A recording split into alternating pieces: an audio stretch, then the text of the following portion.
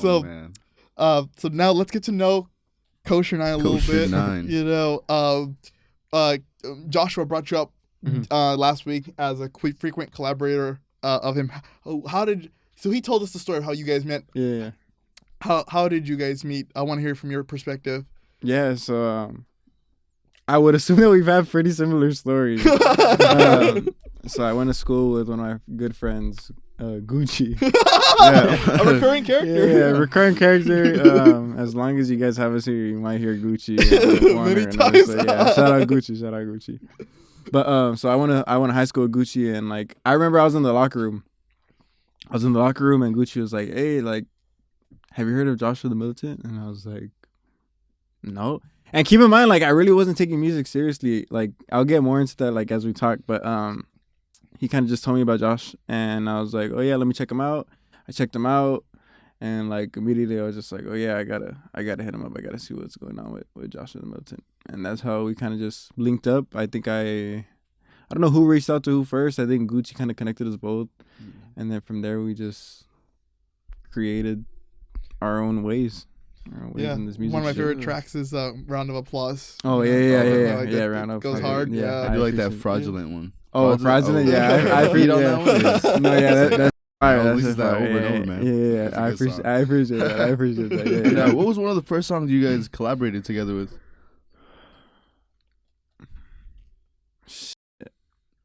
Because how long have you been doing this for? I've been doing this. So I've been doing this for about like since my freshman year. So that'd be like about like 6 years. 6 years. But I completely like rebranded myself. Like I had like multiple eras in my music, and like I feel like as an artist, you kind of you should expect different eras. And like this is what I always tell like up and coming artists. Like you're gonna have eras where you're not, where who you think you are at the time is not who you're gonna be in the future. And so like when I was making music, I realized like I was making like West Coast type stuff, like just kind of falling into like the whole category of like just like LA rap. And like I realized that like if you kind of like center yourself or like just surround yourself with a certain environment, you could get captured or swallowed into that environment. So I didn't want to do that. So I completely rebranded and just kind of cleaned my slate. But regarding Josh and I think I'm sorry, what was the first song you guys collaborated on? Yeah. So the first song, I believe it was The Devil's Rejects. It was called The Devil's Rejects. Yeah. I think it was called The Devil's Rejects. That's a banger song name. Yeah. Josh, don't hate me if that's not the first. But it was one of the first. And we were just recording in my garage with the MacBook and a little audio box, like $200 audio box, and like my mic. The come up, right? And as you were saying, not wanting to get swallowed up, within all these other rappers too. Was there a pivotal point in your life that really like helped you establish yourself? Yeah, I'd probably say like 2019 to like 2022, like those COVID years. Yeah. So once COVID hit, like I was a pretty bad kid, like, and I was just kind of like, I was crashing out. I'm not gonna lie. Like the streets were closed. There was like curfew that I felt the need to break or whatever. No, but I just kind of like hit rock bottom, and I was just kind of doing a bunch of stuff that kind of like embarrassed myself, and I just really wasn't feeling like the person that I thought I was. Yeah. And so I just, those years, like I really had time to grow as a person and kind of think about how I want to make myself perceived to a certain type of audience, or like to just people around me. I don't want to be a crash out, like just an East LA crash out SoundCloud rapper, like, oh, there goes getting KosherNine, like walking down Whittier on some bullshit. Like man, yeah, that's not what I wanted. So I've kind of strayed away from that as I've grown up. Right. Would you say that has also matured your music as you mature as a person? Oh, for sure. Yeah, for sure. Like there was I used to rap about that like just completely made no sense. And it's just like I'm so glad that I kind of strayed away from that and just kind of stayed true to myself. Like I don't try to be anybody no more. I just kind of Right. How about as a person? Seeing yourself back then, do you feel like you grew in the way you wanted to? Yeah. I feel like if I was able to go back in time and kind of like talk to myself, like my older self would be bricked up. Oh my God, I can't believe like I'm like doing a podcast or like just being on streaming platforms, headlining a show, like that like people dream about. And let's not forget being in a small short film. Oh yeah, that's fun too. Shout out Joe. He's actually, I haven't said anything yet, but I guess I'll announce it during this podcast. I'm actually making Sinner the movie, or like short film. So that's so you're getting into this director business too, huh? You're trying to compete with Josh? No, not in that way. It's just more of like it's like a music video, but I kind of I don't want it to be a music video. I feel like everybody out here does like music videos. I kind of want like a more cinematic type of right. Like, 3-song type. Oh, is this like a visual album type thing? Like, yeah. Because I feel like the album that I dropped, Sinner, it's a 20-song album, and I like to refer to it as an experience. Like I don't like you can't just listen to it like on shuffle and like just you have to kind of I made it top to bottom like 20 songs like for a reason like you have to sit and listen, like everything flows into one another, the story builds up perfectly, and it's an experience. Like it's basically like my diary, my journal. Like, so, is there a reason you chose Cyrillic for the font?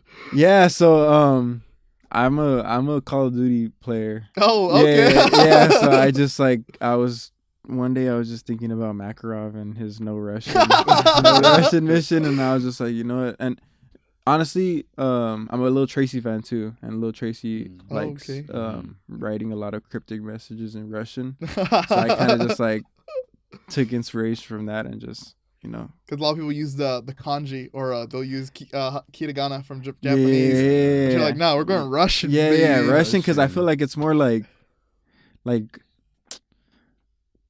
badass. Like you see Russian and you think like big buff bald dude. Snow everywhere. Yeah, snow everywhere. Just fighting a bear. Yeah, just like beating a bear's ass. Like, if you look at these Russian videos, they have like the whole like vibe to it. It's like this whole like ominous kind of looking little vibe to it. It's kind of cool. Like, hello, my name is Dmitry. I'm shooting guns at crocodiles today. Like, I don't know. It was cool to me. And actually, I do have it's Sinner, so it's Greshnik. Greshnik, yeah. Oh, so nice. So it's Sinner in Russian, and I actually have that tattooed on my chest. Oh, that's awesome. That's cool. Yeah, so that's where it kind of came from too. Like I have it tattooed on my chest, so I might as well just title it. So where did the idea for Sinner come from? Heartbreak. Oh, it's always heartbreak. Yeah, it's always heartbreak. I don't want to dive too much into that. I'm gonna give what's her face clout. I don't know. I don't if you want to hear more about it, you listen to Sinner. That's you listen to Sinner, and then you can listen to Sinner. You want to know more about that. So basically, I was just from 2019 to like 2021. I was in a relationship. 2022, like I wouldn't even call it a relationship now. It was just like up and down, toxic. Whirlwind romance. Yeah, just like I was so high that like I didn't even realize how bad of a situation I was putting myself in, and it was some. So instead of just like kind of crashing out and like, you know, going on Whittier Boulevard and just fighting everybody that I can, like I just make music and just put it like my side of the story out there. And doing that, I was kind of hesitant about that because like it's so personal. Like I didn't really feel comfortable at first sharing that with everybody else, but then I was just like, you know what, like there's probably a story about me that's out there. Yeah, that's out there, and so it's like might as well just share post. Literally like a spam post like, oh my god, man, he's so toxic. I was gonna say the difference is like girls they'll drop like Twitter threads, you know, like those twit longers, and then guys drop rap albums, you know. Literally. So, oh man, I had to one up her just drop a 20 diss tracks on her. Like you put it on a beat, you know? But no, I don't want to give her too much credit. Like there's multiple women that I wrote about it. It's about multiple. Yeah, it's about multiple women. Yeah. You know, you're like, you ain't the only one special. Yeah. But so what made you want to do it as a visual album? Like, what was the difference between this project and the other ones you've done that made you want to put it on video, like put it on not just on wax but on tape? Yeah, I'm kind of narcissistic in in the sense that I just want like some that I could watch and like I could show my kids like, oh, look what your dad was doing. Like your dad was. So I want to have something for my kids in the future to like tell them like, yeah, I was struggling. Like I was a teen once too. I think building a relationship with any of your kids like is a big, like me and my dad, we have such a strong bond. I kind of want to create something visual for my kids to kind of like learn from my mistakes, and that's kind of like why I make music too. I'd rather take the risk so that other people can learn from my mistakes. Right. So, right. Which is, I could see how it could be portrayed as something bad, but I see it as I'm doing a service for younger, like my siblings or just anybody that's going through the same I was going through at the time. Yeah, because it might be hard to be relatable if it's like if the guy who's saying exactly what you're saying is telling this to kids, but he's like 45. Yeah. You know, and there's no disrespect to 45-year-olds, but kids of that age are kind of hard headed. No, yeah, definitely. And they need someone who's their age to kind of like relate that message to them. Yeah. So I respect that. You know? Yeah, mental health is big for me. Like I feel like that's such a key aspect in life. Like just making sure your mental health is good, making sure your brain is right. Because if not, then.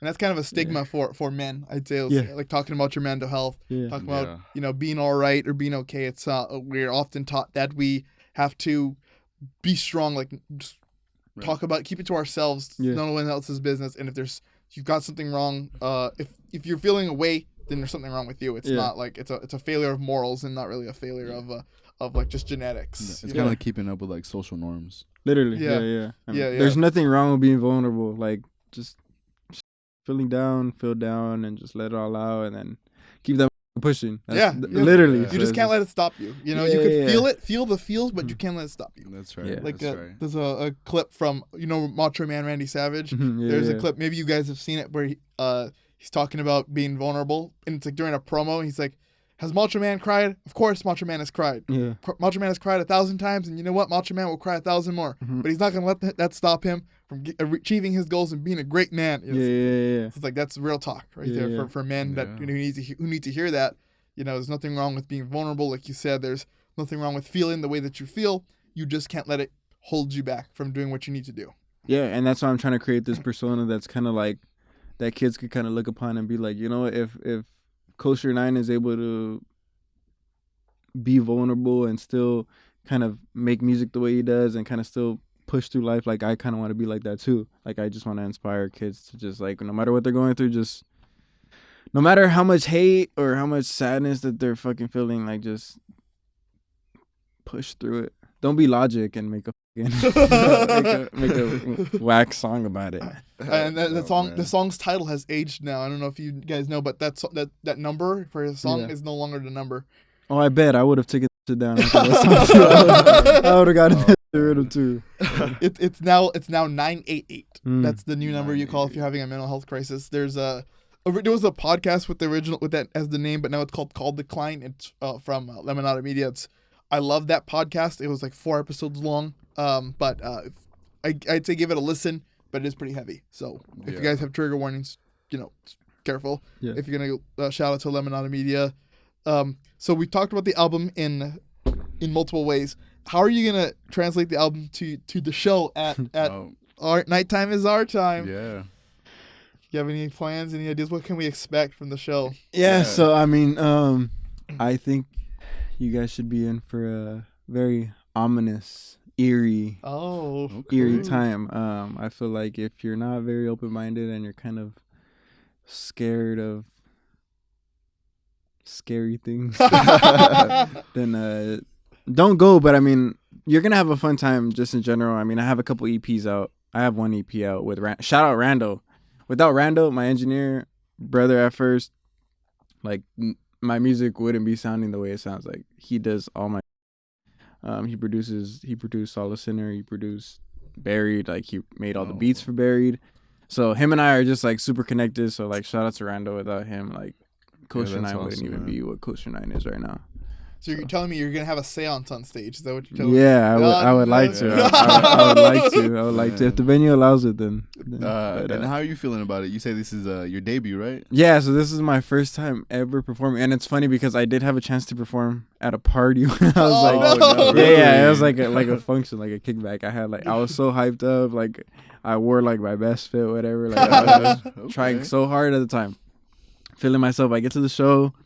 I know the DJ. Me and the DJ are cool, and the DJ starts playing the song. I'm about to perform, and the cops come to the party, and so like I knew the girl that was throwing it, and her friend didn't like me because her friend knew that I was kind of like leading this girl on, and kind of using her to perform at the party. Oh no! And at least he's honest. Yeah, definitely. Yeah, I will never lie. Never. But yeah, the cops came. They told me to shut down the music. The cops didn't. The girl's friend told me to shut it down. And me being me at the time, I told the DJ, spin that back. He starts playing the song again, and I grab the mic and I go, "Hey, fuck the cops!" And like it's loud, like there's speakers and everything. And the girl comes back and she chews me out. She's like, "Who the do you think you are? Like, why are you screaming this into the mic? Like, we're trying to have a good time. Like, no one's trying to listen to you. Like, just some bullshit." And I was just like, "Oh, you're lame, man." The whole crowd was booing her. And so like, but I'm glad that kind of happened because I wasn't ready. I probably would have crashed out on stage. I probably would have ended up in that fucking cop car. No. That would have been the end of KosherNine. Literally. So you dodged a bullet, I guess. Oh yeah. So now that I have this opportunity to perform, shout out Banks. He kind of set up the whole thing, and had, what's the word? He had pride in me. Right. Yeah, he believed. He had faith in me. Yeah, that's the word I was looking for. He had faith in me, and I just appreciate that. So where can people find tickets to the show? And when is it? You can find it on Eventbrite. I believe it's eventbrite.nighttimeisarttime. I think that's what you Google. But the Eventbrite link is in my page. It's on Heaven or Vegas' page. Shout out Heaven or Vegas. I believe you guys will have the links to everything. Yeah, we'll put we do all the links into the description. But for the people who don't read the description, I just want to put the URL out there because some people just don't like to read. You know. Yeah, that's fine. That's not an insult to the audience. I don't really read descriptions either. Mm-hmm. You know, and then usually like ARGs are starting inside of the description. Yeah. Where you're reading weird things and you miss out on a lot of fun. Yeah. So definitely. if you do read the description, everything will be linked there below. If not, then you can Google Eventbrite Nighttime is Our Time and it'll show up.